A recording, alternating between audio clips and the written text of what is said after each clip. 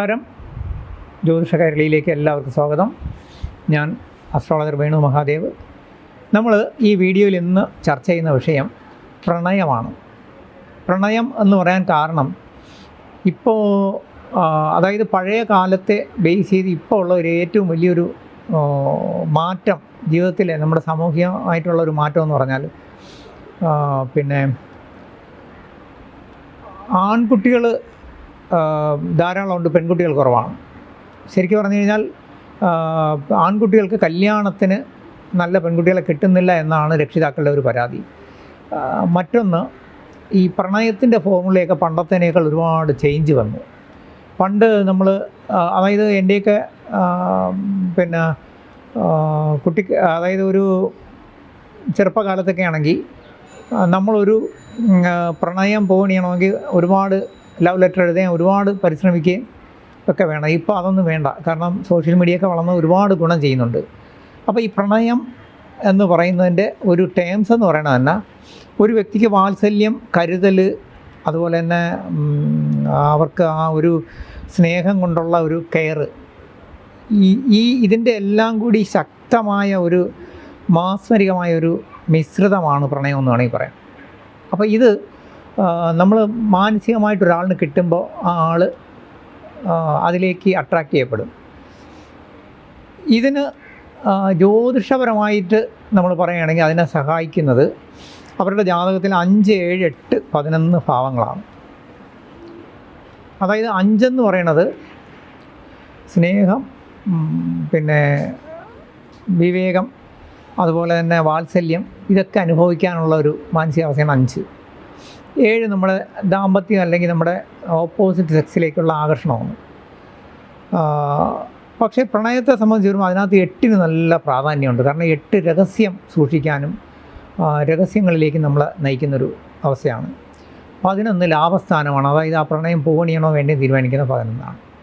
ഇനി ഞാൻ ഇതിനകത്ത് ഒരു വ്യക്തമായിട്ടൊരു കാര്യം പറയാം. നമ്മൾ പ്രണയിക്കുന്ന ഏതൊരു വ്യക്തിയും, ഇന്നത്തെ കാലത്ത് ധാരാളം വ്യക്തികൾ എൻ്റെ വീഡിയോകൾ കണ്ടിട്ട് എന്നോട് പറയുന്നതിനുള്ള ഒരു വലിയ വിഷമം അതാണ്. കാരണം കുറച്ച് കാലം പ്രണയം നിന്ന് പിന്നെ ആ ആൾ പെട്ടെന്ന് പിന്തിരിയുന്നു. അപ്പോൾ ഈ പെൺകുട്ടി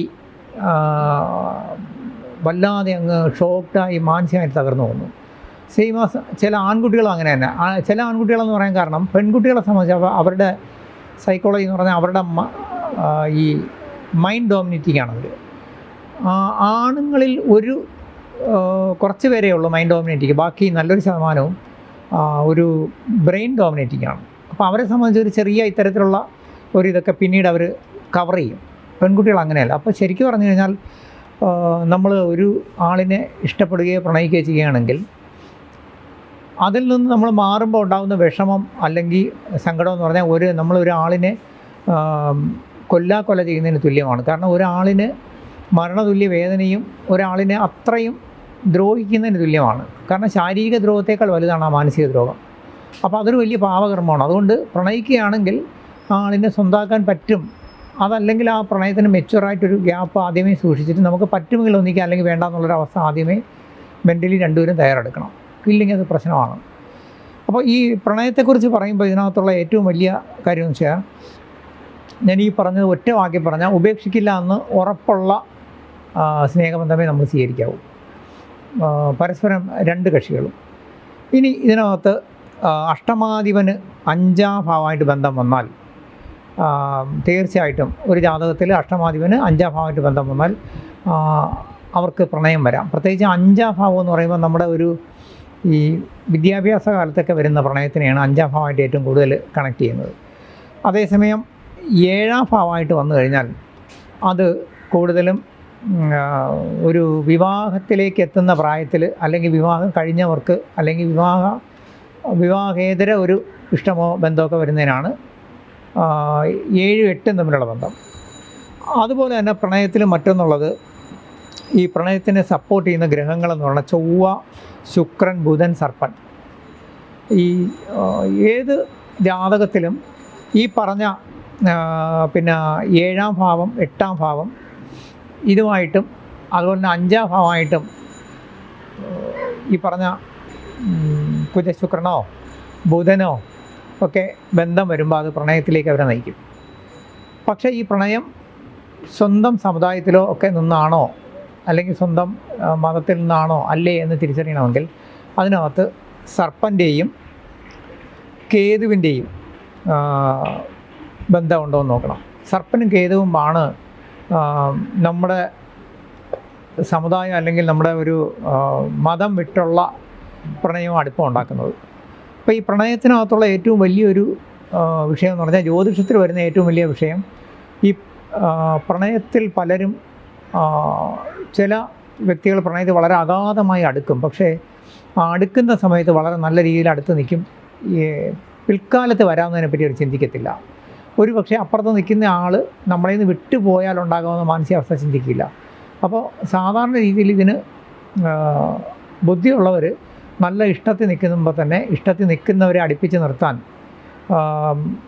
ചില മാന്ത്രിക താന്ത്രിക കർമ്മങ്ങളൊക്കെ ചെയ്യിപ്പിക്കാറുണ്ട്.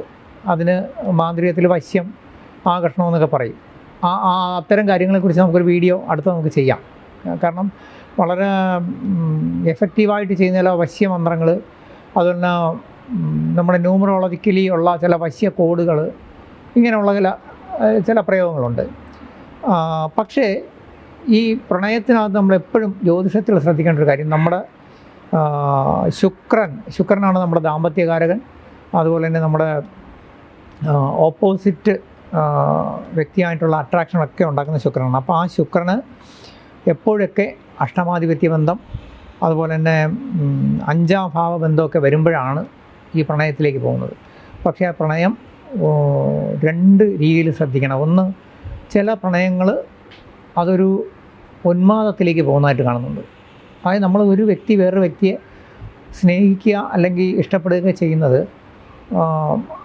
അപ്പുറത്ത് നിൽക്കുന്ന വ്യക്തിക്ക് എപ്പോഴും ഒരു മനസ്വസ്ഥതയ്ക്കും സമാധാനത്തിനും ഒരു മെൻ്റലി ഒരു എന്താ പറയുക, ഒരു എൻജോയ്മെൻറ്റിന് വേണ്ടിയിട്ടാണത് അവർ വരുന്നത്. ഈ ഇതിനകത്ത് വളരെ അപൂർവമായിട്ടെങ്കിലും ചില ഇതിൽ പ്രണയം കൊണ്ട് വളരെ ഡീപ്പായ ബന്ധം വന്നു കഴിഞ്ഞാൽ ചില വ്യക്തികൾ, അതാണായാലും പെണ്ണായാലും, അവർ ഒരുതരം ഉന്മാദാവസ്ഥയിലേക്ക് പോവുകയും എതിരെ നിൽക്കുന്ന ആളിന് നിരന്തരമായി, അതായത് ചിലപ്പോൾ അവർക്ക് ഈ പ്രണയം അത് വിവാഹത്തിലോ സാക്ഷാത്കാരത്തിലോ എത്തിയാൽ, സാഫല്യത്തിലെത്തിയാൽ കുഴപ്പമില്ല. അതിനു മുമ്പ് ഇവർക്കിത് കൃത്യമായിട്ട് ചിലപ്പോൾ ഒരു രഹസ്യമായിട്ടോ ഡിസ്റ്റൻസിലോ കീപ്പ് ചെയ്യേണ്ടി വരും. ആ സമയത്ത് ഇത്തരത്തിൽ പോകുന്ന ഒരു ഉന്മാദാവസ്ഥയുണ്ട്. ആ അവസ്ഥയിലേക്ക് പോകുന്ന ബന്ധങ്ങളെ അപ്പുറത്ത് നിൽക്കുന്ന ആളിന് ശരിക്കും പറഞ്ഞു കഴിഞ്ഞാൽ ഒറ്റ വാക്കിൽ നേരത്തെ പറഞ്ഞ പോലെ പറയുകയാണെങ്കിൽ നമുക്ക് സ്നേഹവും ഇഷ്ടമല്ല അക്സെപ്റ്റ് ചെയ്യാൻ പറ്റും, പക്ഷേ ഭ്രാന്ത് അക്സെപ്റ്റ് ചെയ്യാൻ പറ്റില്ല. അപ്പം ആ ഇഷ്ടമോ പ്രണയമോ തന്നെ ഒരു ഭ്രാന്തായി മാറിയാൽ, ഒരു അമിത ആവേശമായി മാറിയാൽ അത് ഉൾക്കൊള്ളാൻ പറ്റത്തില്ല. അപ്പോൾ അത് ചില പ്രണയബന്ധങ്ങളിൽ കാണുന്നുണ്ട്. അതിന് കാരണം ഈ പ്രണയിതാക്കളിൽ ഏതെങ്കിലും ഒരാളിൻ്റെ ജാതകത്തിൽ ഗുളിക ബന്ധം ചന്ദ്രനോ അല്ലെങ്കിൽ അവരുടെ 5ാം ഭാവത്തിനോ ഒക്കെ വരുമ്പോഴാണ് ഈ ഉന്മാദാവസ്ഥ വരുന്നത്. 7ാം ഭാവത്തിന് ഗുളിക ബന്ധം വന്നാലും ഇത് വരും. അപ്പോൾ അത്തരം കാര്യങ്ങളിൽ ചെയ്യേണ്ടതെന്ന് പറഞ്ഞു കഴിഞ്ഞാൽ അവർ കൃത്യമായിട്ട് അവരുടെ ജാതകം പരിശോധിക്കുകയും അതിന് ഒരു ശരിക്കും പറഞ്ഞാൽ നന്നായിട്ട് കൗൺസിലിംഗ് അറിയാവുന്ന, സ്പിരിച്വൽ കൗൺസിലിംഗ് അറിയാവുന്ന ഒരു ജ്യോതിഷനൊക്കെ ആണെങ്കിൽ അവരെ കൗൺസിൽ ചെയ്ത് തന്നെ അതിനകത്ത് ചേഞ്ച് വരുത്തി അവർക്ക് കുറച്ച് അതിനകത്ത് എത്രയ്ക്കെത്ര ഇടപെടണമെന്ന് പറഞ്ഞ് നിർത്തി അത് മാറി വരാനായിട്ട് ഔഷധ സേവകളുണ്ട്, ഉള്ളിൽ ജപിച്ച് കഴിക്കാനൊക്കെ. അങ്ങനെയുള്ള കാര്യങ്ങൾ സേവിച്ച് വരുമ്പോൾ അവരുടെ ഒരു ന്യൂറോ സിസ്റ്റത്തിന് ഒരു സ്വസ്ഥതയും സമാധാനം ഉണ്ടായി വരും. അപ്പോൾ ഈ പ്രണയത്തെപ്പറ്റി പറയാൻ കാരണം, ഈ ഒരു വ്യക്തി എന്നോട് ചോദിച്ചതാണ്. കാരണം സാറേ, ഞാനൊരു എൻ്റെ ഒരു ഏറ്റവും അടുത്ത കൂട്ടുകാരിയായിട്ട് നല്ല പ്രണയം വന്നു, അത് അമ്മ അറിഞ്ഞു. അമ്മ എന്നെ ഒരുപാട് വഴക്ക് പറഞ്ഞു. അത് എനിക്ക് അമ്മ അങ്ങനെ ഇത് ചെയ്യുന്നത് തെറ്റാണ്, നിനക്ക് ശാപം കിട്ടും എന്നൊക്കെ പറഞ്ഞ് പേടിപ്പിച്ചു. പ്രണയം ഒരു ദോഷമാണോ ശാപമാണോ എന്നൊരു ചോദ്യം ചോദിച്ചു. അതുകൊണ്ടാണ് ഈ വീഡിയോ ഞാൻ ചെയ്യുന്നത്. ഒരിക്കലും ഒരു മനസ്സ് അല്ലെങ്കിൽ ഒരു വ്യക്തിക്ക് നമുക്ക് മനസ്സിന് സ്വസ്ഥതയും സമാധാനത്തോടെ നിൽക്കാൻ പറ്റൂ.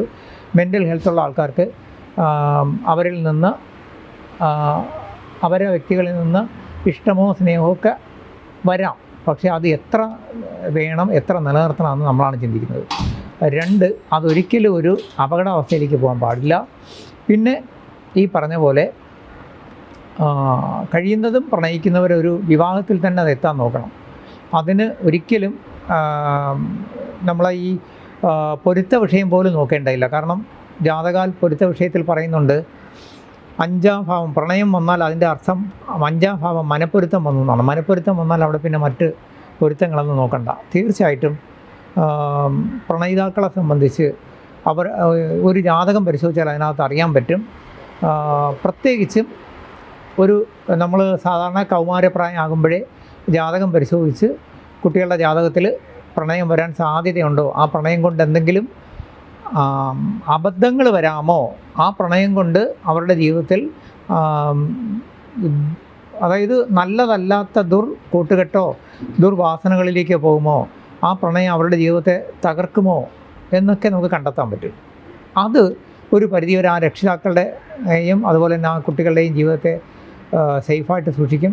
പിന്നെ നല്ല പ്രണയമാണ്, അത് നമുക്ക് പൂർവ്വജന്മ ബന്ധമുള്ളതാണെങ്കിൽ അത് ആ ജാതകത്തിലെ ആ പ്രണയിതാക്കളുടെ ജാതകങ്ങൾ തമ്മിൽ നോക്കുമ്പോൾ അതിനകത്ത് ഋണർണി യോഗം ഉണ്ടെങ്കിൽ അറിയാൻ പറ്റും. ഋണർണി എന്ന് പറഞ്ഞാൽ കടബാധ്യത എന്നാണ്. പൂർവ്വജന്മത്തിൽ നിന്ന് കടബാധ്യത തീർക്കാൻ വന്നതാണെങ്കിൽ ആ പ്രണയം നിലനിൽക്കും. അപ്പോൾ ഇത്തരം കാര്യങ്ങളിൽ നമ്മൾ ജാതകം പരിശോധിച്ച് ഒരു പ്രണയവിവാഹത്തിനാണ് ഒരാളിന് സാധ്യതയുണ്ടെങ്കിൽ അവരതിൽ എതിർക്കുന്നതിനേക്കാൾ നല്ലത് അതിൻ്റെ നല്ല വശങ്ങളെ ഉൾക്കൊണ്ട് ഒരു എന്താ പറയുക മെച്യൂറായിട്ട് അവരെ അതിലേക്ക് നയിക്കുക എന്നുള്ളതാണ്. തീർച്ചയായിട്ടും നിങ്ങൾക്ക് എല്ലാവർക്കും നല്ലതേ വരൂ. ഈ വീഡിയോയുടെ താഴെ എൻ്റെ ഫോൺ നമ്പറുണ്ട്, വാട്സപ്പ് നമ്പറാണ്. വിളിക്കുന്നതിനേക്കാൾ നല്ലത് നിങ്ങൾക്കുള്ള സംശയങ്ങൾ വാട്സപ്പിൽ എനിക്ക് മെസ്സേജ് ഇടുക. ഞാൻ ഫ്രീ ആവുന്ന മുറയ്ക്ക് നിങ്ങൾക്ക് മറുപടികൾ തന്നോളാം. ജ്യോതിഷ കൈരളിയിലൂടെ നിങ്ങൾ ധാരാളം നമ്മുടെ ചാനലിനെ സപ്പോർട്ട് ചെയ്യുകയും നമ്മുടെ വീഡിയോകൾ സപ്പോർട്ട് ചെയ്യുകയും ചെയ്യുന്നതിന് വളരെയധികം നന്ദിയുണ്ട്. ഹരേ കൃഷ്ണ. നന്നായിരിക്കട്ടെ.